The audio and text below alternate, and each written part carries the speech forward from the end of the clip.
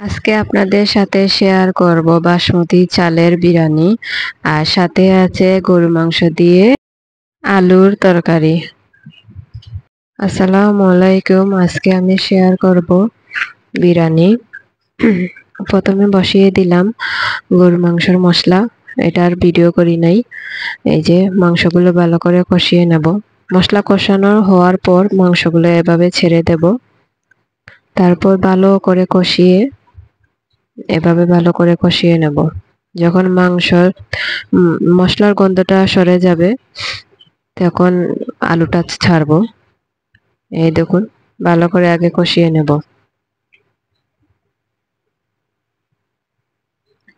এভাবে ভালো করে কষিয়ে পর তারপর আলুগুলো ছেড়ে দেব।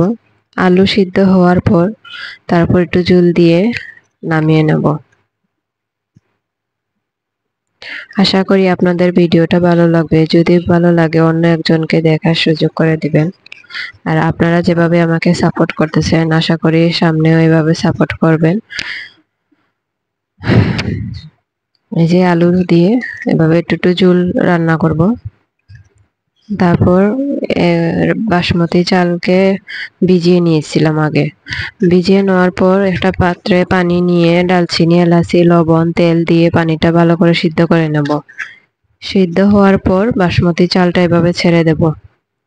হালকা একটু শক্ত থাকা অবস্থায়, মানে একটু যখন শক্ত থাকবে, জর্জরা থাকবে, তখন একটু জাল দেওয়ার পর নামিয়ে নেব। নামিয়ে নেওয়ার পর একটা প্রেসার কুকারে আগে মাংসগুলো ভালো করে কষিয়ে নিয়েছি। কষিয়ে নেওয়ার পর এভাবে ছেঁকে নেব। বাসমতি চালগুলো এভাবে ছেঁকে নেব। ছেঁকে নেওয়ার পরে যে মশলাগুলো কষিয়ে রেখেছিলাম মাংসগুলো ওই মশলার মধ্যে বাসমতি চালগুলো ছেড়ে দেব। ছেড়ে তারপর এভাবে ভালো করে সাইডে এভাবে লাড়াচাড়া করে একটা ঢাকনার সাহায্যে রেখে দেব। 20 থেকে 25 মিনিট পর আবার এভাবে ভালো করে লাড়াচাড়া করে সুন্দর মতন নামিয়ে নেব। আপনাদের যদি ভিডিওটা ভালো লাগে তাহলে অন্য একজনকে দেখার সুযোগ করে দিবেন। আশা করি আপনাদের ভিডিওটা ভালো লাগবে। এই যে দেখুন, মাশাআল্লাহ কি সুন্দর বিরিয়ানি হয়েছে।